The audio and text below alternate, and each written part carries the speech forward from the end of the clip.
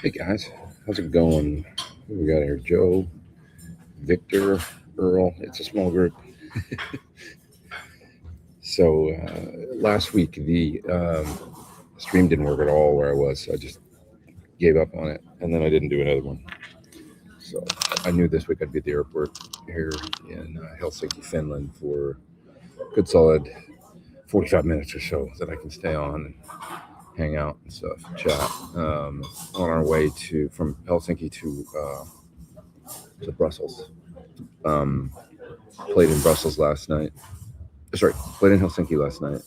On the way to Brussels, getting on a bus and then driving to Luxembourg, where we will play tomorrow night.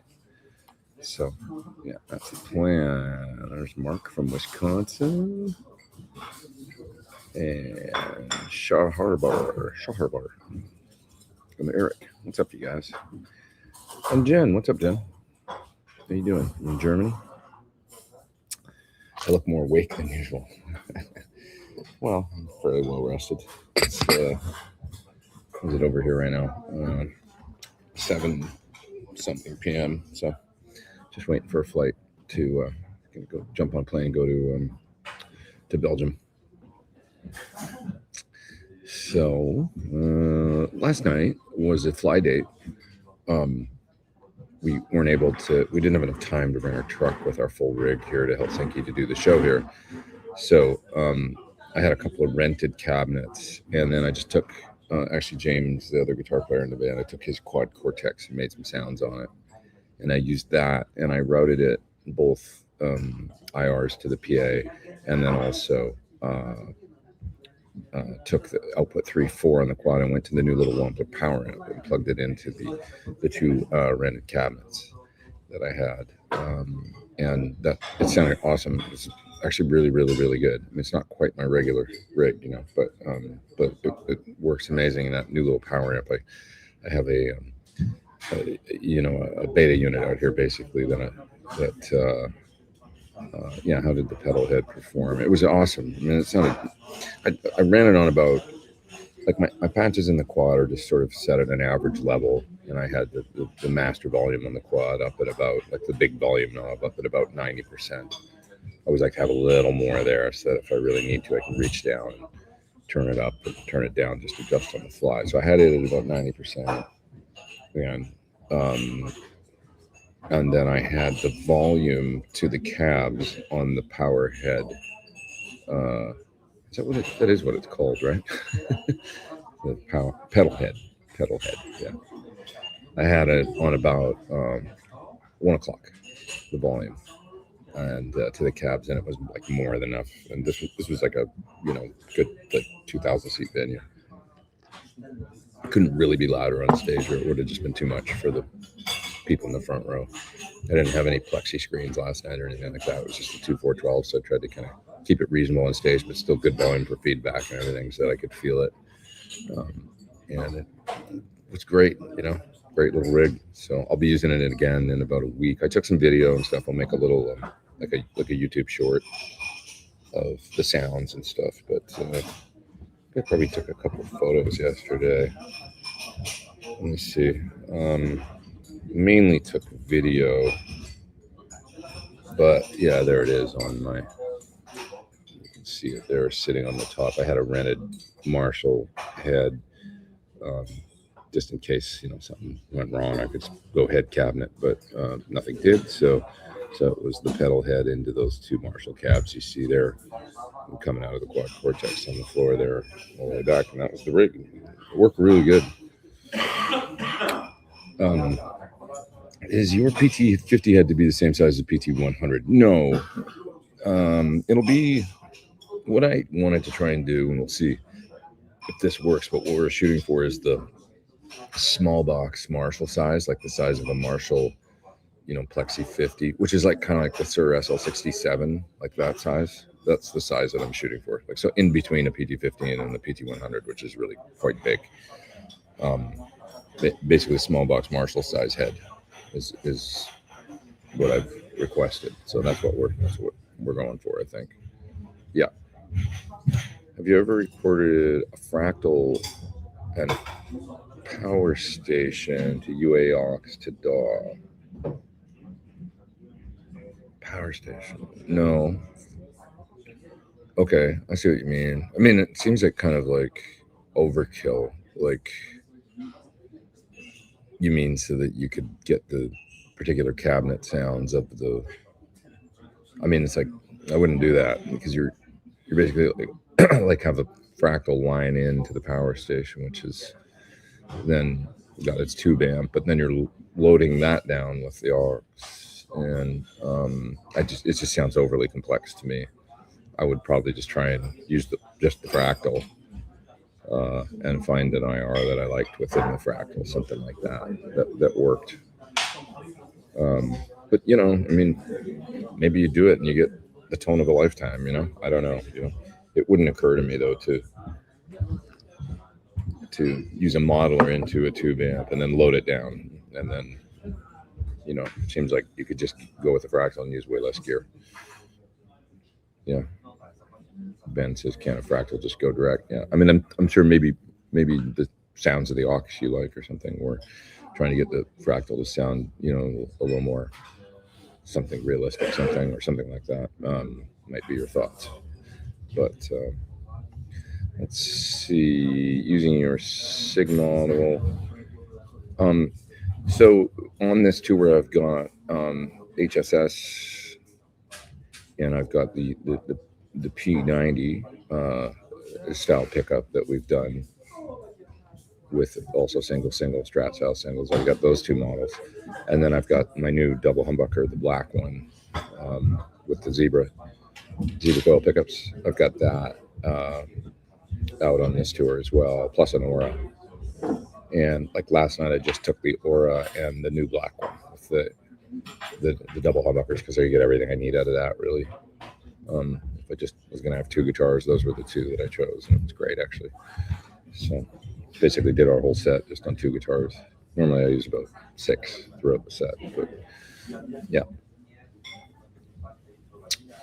Andy's here. What's up, man? You can use the YouTube streaming software by clicking on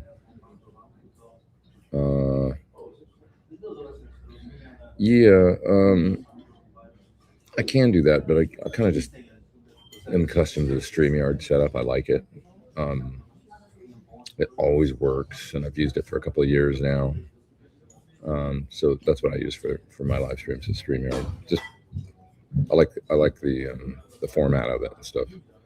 So I suppose I should check out new. I'm sure YouTube streaming software is much different than when I maybe first gave it a go ages ago. But anyway, have you checked out the new Tone Master Wireless? I have not, because I've been out and just on the road, so I haven't had a chance. But yeah, they might ask me to do a video of it, I would think. Those guys did mention they'd like me to do some stuff, and I'm sure it was that, probably. So maybe I'm just so busy. I've got gigs until like July. I'm mainly touring until like July, so I'm not sure if I'll have time in March or not. I might. Just a couple weeks at home in between this tour and the Satchfi US run. Will the PT50 have some of the features as the 100? Yeah, I mean, all the best stuff and more. It's going to be more amp for sure, and significantly more versatile, I think. So, but not like bells and whistles, useless stuff. Like it'll be really cool and still really easy to use. Yeah. Kathy says feels weird looking at the diary not having a CRS this week. Yeah, well, you're one of the diehard fans that comes and sees many shows, and which we so appreciate. But yeah, it's strange. I guess it's almost probably a little bit like what touring bands go through when you're on tour, like for a long period of time, group of people, you become kind of like a gang, and then all of a sudden one day it just ends. And you guys have that as you guys are like a gang of people that come to see the shows, and it's like, I think that kind of post travel, a little bit of, I mean, people talk about it in the sense too of like coming back from a good trip. I think that happens, when you're out traveling around and having fun every day with your family or friends or whatever, and then that ends and you're just home again. You're like, oh, that little bit of wind down or re-entry into normal life. So I get it for sure, but we really appreciate you coming to all the shows. We do. What else we got here? Let's see. Ben says YouTube direct streaming is limited in features. I feel like StreamYard is just excellent. Like I had problems with it before, like when I wasn't using StreamYard of doing live streams, and then once I discovered StreamYard, it was recommended to me by, maybe you, Ben. I don't know. Can't remember. But that could be it, actually, now that I think about it. And then once I started using it, I was like, okay, no, looking back, this is great. It's easy to use. It's well designed. So, yeah. Struggling to get an early EVH tone with the Synergy GMP. You could turn the bass off on the module. Always have the mids on 10, treble on 9 or 10. You're going to want to run volume 1 all the way up, probably. And then I believe, I can't quite remember the controls on that module right now, but I think it's got the post-phase inverter sort of master thing in it, where it's simulating that. So you're going to want to run that high to simulate driving it hard. I'm not sure if it does. Maybe that just is on the volume as you're driving up the pre-gain volume kind of thing. It's getting that circuit. But anyway, I think personally mids on 10 is important in a Marshall style 4-hole. Oh, I'm not done. Yes, that's fine. Thank you. Thank you very much. Thank you. In that style of amplifier, the 4-hole Marshall style, running the EQ kind of flat out. I say bass on 0 if you want the tightest sound. I mean, he used to crank it all the way, but you can experiment trying to turn the bass down or off. But mids and treble all the way up are really important, I think, because that opens up the preamp. Actually kind of gets out of the way of the you get the most gain that way, really. So yeah, that doesn't really work on an 800 style or anything with a master volume style gain circuit that's got more preamp gain in it. Running the EQ all the way wide open it's generally seems more active, more like there's more going on with the EQ in a preamp gain style circuit, but in a plexi style architecture, of a preamp, it tends to be the most Van Halen-ish if you just run the EQ wide open, except for maybe the bass if you want to get the tightest sound. So experiment with the bass, turn the other ones all the way up. The inexpensive headphones I like actually aren't available anymore. Somebody's asking about they were called CB something or other, but they're CB1s, I think, but and I don't even remember the name, but it's not important because actually I don't think they make them anymore. One thing I've had good luck with, they're not quite as great, but they're still really good and they're quite inexpensive for inexpensive headphones and good sounding headphones, are the Sterling headphones from Guitar Center. I think I have it's like a certain prefix and then 400. Like, look for that model from the Guitar Center headphones. They're really quite good.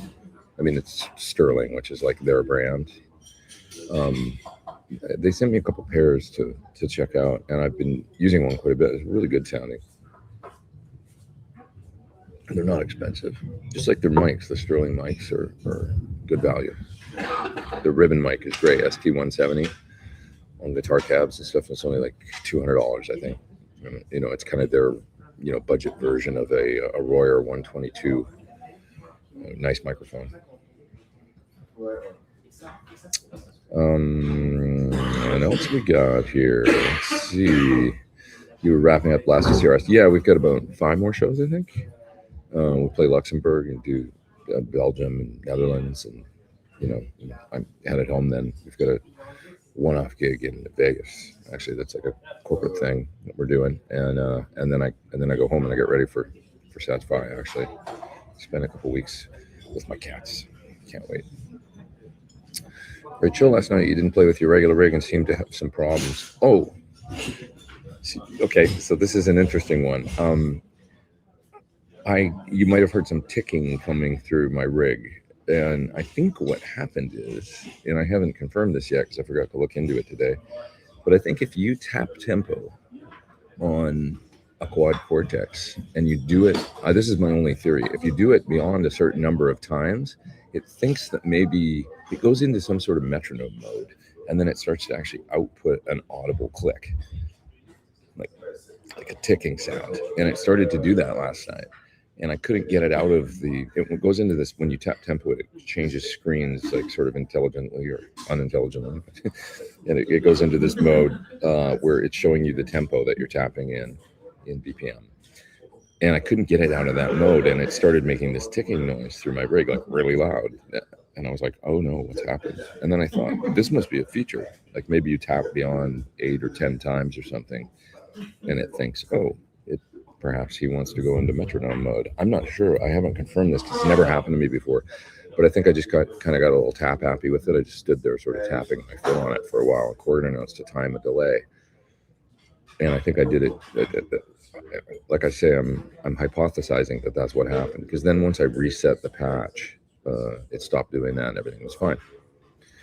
And then I was kind of scared to tap tempo it again, and I did, and it did the stand, hit it 3 or 4 times, and it would change my delay time just like I wanted it to, and then it seemed to work fine. Then the tap tempo screen would go away, and it would go back to the sort of the preset screen. So long story short, tap it enough times and it seems to kick into this sort of tap tempo metronome mode, and it stays on the tap screen. It was interesting.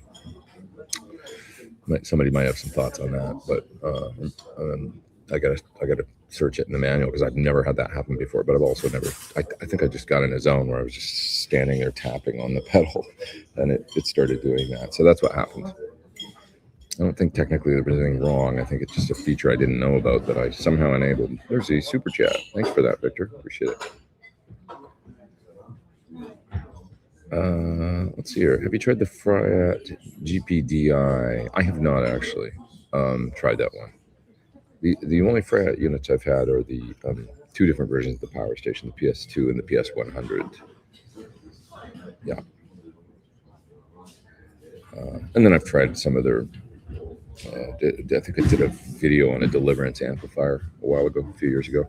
But other than that, those are the units I've tried. Yeah. Have you tried or enjoyed any violin or synth patch? Yeah, so I use synth patches on the quad Cortex for the Satch gig on the song Sahara by Joe Satriani. I actually use like kind of, if you listen to that song, it's got keyboards on it and pads and things, and I'm actually playing that stuff using a guitar patch that I came up with on the quad Cortex, which works really good, I think. So yeah, so I have experimented with that a little bit. It's about 9:26. I can hang till about that's LA time. 7:26 p.m. my time. I can hang for about another 20 minutes, and then I got to split and go get on a plane, fly to Belgium and get on a bus and go to bed. Tour bus. Have you heard of or tried any of the Peace Hill FX preamp pedals? I have not. I should check those out. Peace Hill FX preamp. I'm gonna take a picture of that so I remember to look. And I'm waiting at the gate for my flight. Haven't heard of them, so yeah. There's a super chat. Thank you for that. Hope you're fine after so many shows. Yeah, it was a lot. I think we've done 39 or something, quite a few. Saw you in Peterborough, and Poole, and loved it. Thanks for coming. I appreciate it. Thank you. Thanks, Maggie. Oh, yeah, your card. That's right. So that was you, Maggie. I did get it. Yeah, thank you so much. That was so kind of you. It was really, really nice of you. It was delivered to me, and I did get it. So thank you. Appreciate that very much. Thank you. And thanks for the super chat. You're too kind. Thank you. It's hand delivered to me by the tour manager. So how many folks we got online? About 100. That's intimate group, but that's nice. What else have I got to tell you about? I don't know who's coming out to any of the Stats FISOs. Is there anybody in the chat that's going to make it out to a gig? We start in Seattle, I think, Pacific Northwest, and sort of head down the West Coast. Playing in I think we've got a Portland date in San Francisco, or perhaps it's Oakland, I think. And then we played Long Beach. That's kind of our LA area date. San Diego, I do believe. It's going to be fun. Anybody got tickets? Anybody making it out? Atlantic City. That's cool. We'll see you over there. Yeah, get back and then go straight into learning some tunes and rehearsing and stuff towards the end of March. So it's already the first today. Crazy. Have you heard of the Cosmic Loop FX parallelator or similar format to Musicom? No, I haven't seen that one yet. I love my Musicom though. So I'm just happy with it. It works great. It's flawless. Switches super fast with MIDI, and this is a parallel mixer I have on my pedal board to blend my SDE 3000 DVH delay and my H90 into my dry path. Any Canadian dates? Yes, just one in Toronto in May. So Canada tour, well, technically Toronto. So we are going there, but that's the one date. So New York, we'll be there. It's awesome. I'll see you there. Trying to make it to the Toronto show, 2 hours each way. Yeah, man, it's kind of far for you. I know that.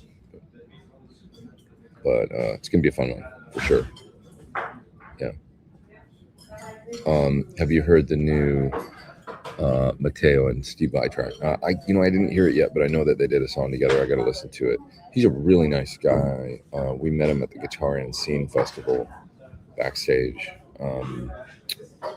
And who knows, that might have been when he spoke with Steve about playing on a song. Could be. But very, very nice guy. Yeah, he's a completely unique and flawless technique, doesn't he? Amazing. So very inspiring. Yeah, kind of amazing. So, yeah.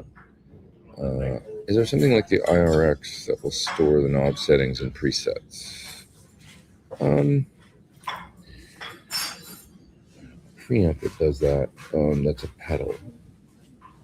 I mean, at that point, probably the closest thing would be something sort of more digital. Then we get into talking about modelers like a quad Cortex or a you know what I'm getting at. I kind of like that it doesn't have, like you can preset the, obviously the boost states and the, and switch it via MIDI and get essentially like 4 sounds, 4 gain levels, and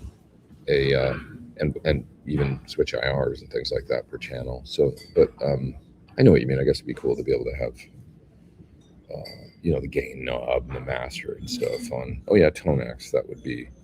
That's probably a pretty, because it is just kind of an amp size pedal. It's got some effects built in, but it's got the amp like controls, and so I would say actually Tonex is probably a pretty good. You can even make captures of your IRX. Yeah. Yeah, I hear Alex Lifeson's using it for Rush, the tour coming up. He's just going to use the Tonex, I think, and he mentioned like only that with its internal effects. I was like, wow, because he used to have a really big rig, but that's pretty. If he feels like he can get what he needs, it's a pretty big testament to that he believes in it. Be interesting. I'm going to go to a show for sure. I have tickets to LA show, but I can't go, unfortunately, because I got a gig in Japan. So segue into the Satch Vai band, Japan. No, I'm going there to play with Kiyoshi Nagabuchi. But you never know. Down the road, it would be amazing to go to Japan with Satch Vai, but there's nothing on the books that I know of for that. So, but yeah, I will be back there in June for a couple gigs. I do believe so. I think that's happening. Not sure exactly what we're doing, but something. What else we got here, guys? What else we got? Let's see. Just scrolling through the chat. Picked up a Marshall Artist 3203 hybrid solid state tube head. Those are pretty cool. It's kind of an 800 style, I do believe. It's similar to the MOSFET Lead 100, I think, but with the tube power amp and a solid state front end, I think. Isn't that what it is? Tube power amp, solid state front end, right? Pretty sure. And then the Lead 100 MOSFET is all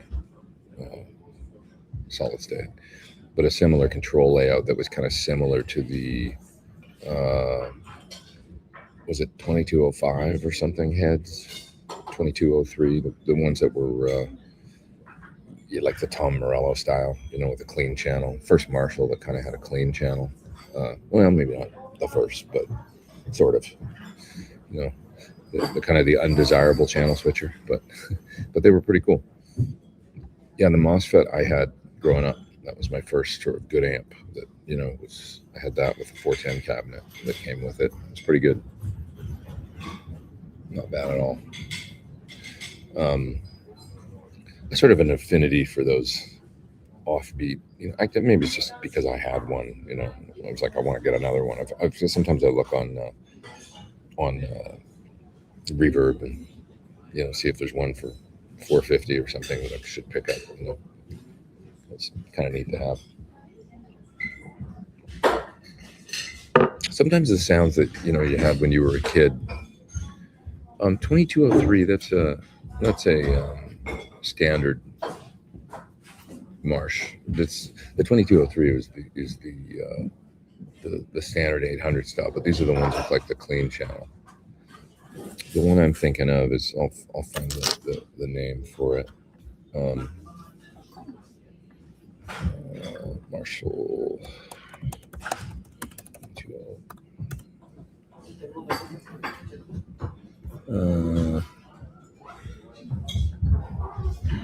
Yeah, the 2205 was kind of I think that's the one. I'm trying to find a photo of it here. Images. Yeah, 2205 kind of preamp. That's the one that I was thinking of. A 2203, that's like the Morello style, with a sort of a simple clean channel. 2203 is the standard 800 style, 100 watt head. So yeah, 2205 style is kind of more like the layout of the hybrid 320. Take a look at that 3203. Is that right? Yeah. Yeah, the Artist 3203 is basically like a hybrid version of the 2205, I think. Pretty cool. Rusty Anderson used to use those. Plays with Paul McCartney. I think he liked those. Don't quote me on that, but I'm pretty sure he kind of had an affinity for those. Just bought a Fractal VP4. Can I run it through 2 amps? Sure. Yeah. Run into it and go out into the effect returns of 2 amps if you want to. Jesse Smith on this tour uses an FM3 and he runs it into a little box AC15 and he just uses it for some pedal style effects into the front end of the amp. All kinds of things. There's no rules. You do whatever you want. Satch5 will be in San Diego. Are you on that tour? Yeah, I'll be there. I will be there. Be at that one for sure.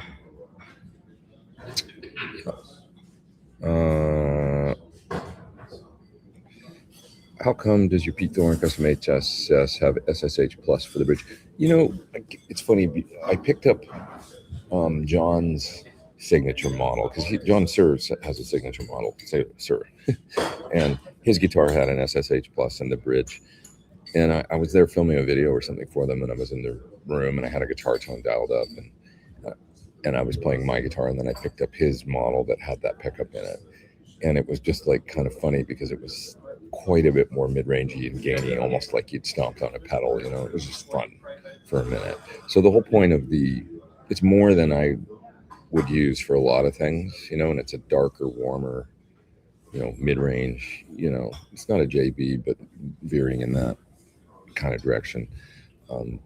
And I just kind of, I liked it for that one thing. Like it paints you into a bit of a corner. I've always said that about hot pickups, but it's kind of a fun corner to be in for a minute.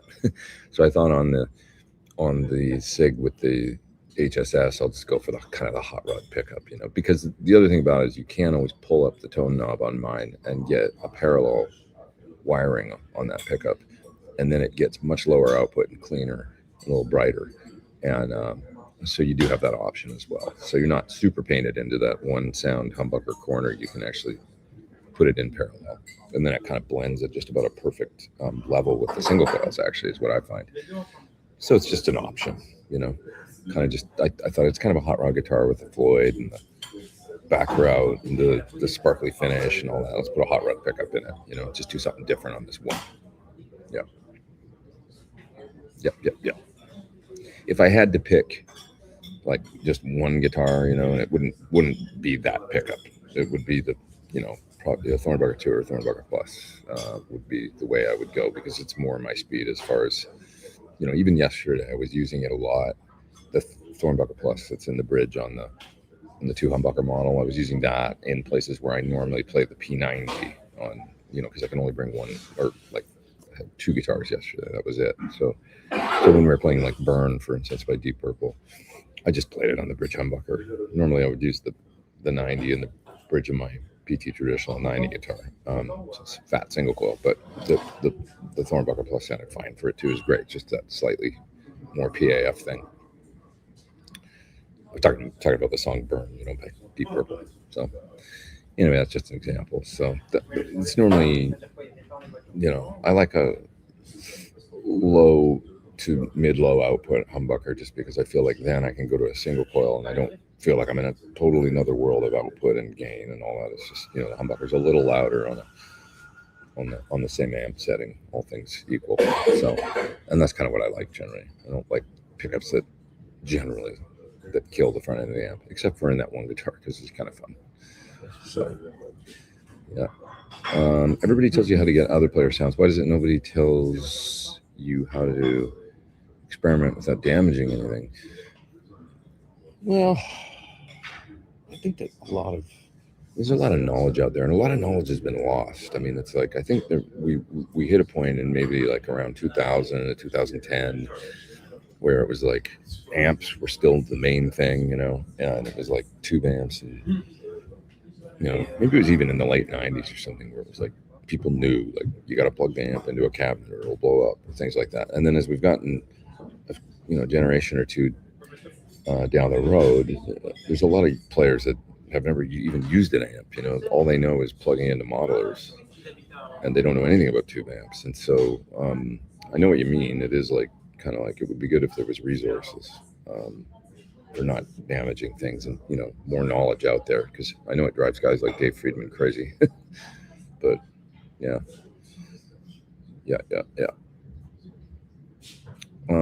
Is it true you shared classes with folks? Right? Yeah, we were in the same class at GIT. It was September 90 through 91, a long time ago. Share a story. I mean, I just remember him being really tall and looking very much like he does now, and being a really nice guy. I mean, it's not like we hung out all the time or anything like that, but I do remember him being there and being a good guy, and I had a great appreciation of his playing, and he was always complimentary towards me. And out of that year, I sort of stayed in touch, or was aware of a couple other people, but there was like 750 students that year or something like that, and we were the 2 that I know, like, kind of kept going and like did this thing as a career. I'm sure there's probably other people from our year, but he's the one that I always say, well, he was in my class, and I remember him. And there were some other great players, but I don't know that anyone else, I have to really think about it, if there was anybody else there then that, but Joel always, he's had a great career, so yeah.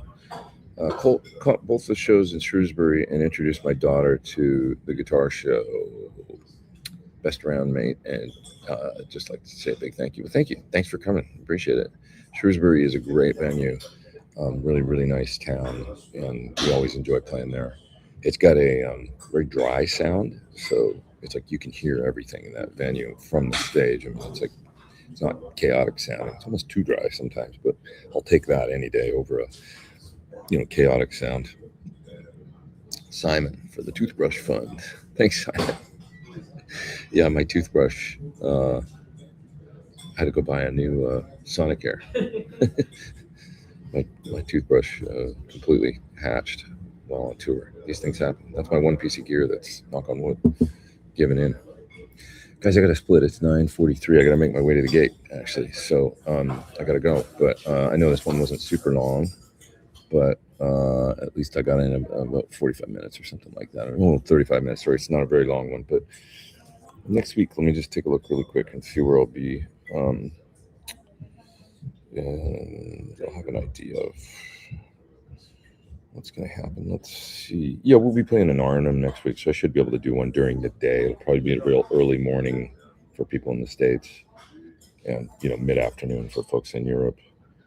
And shouldn't be a problem for me to do it next week. We're at the Muses Arnhem next week, and then the following day I will be flying back to the U.S.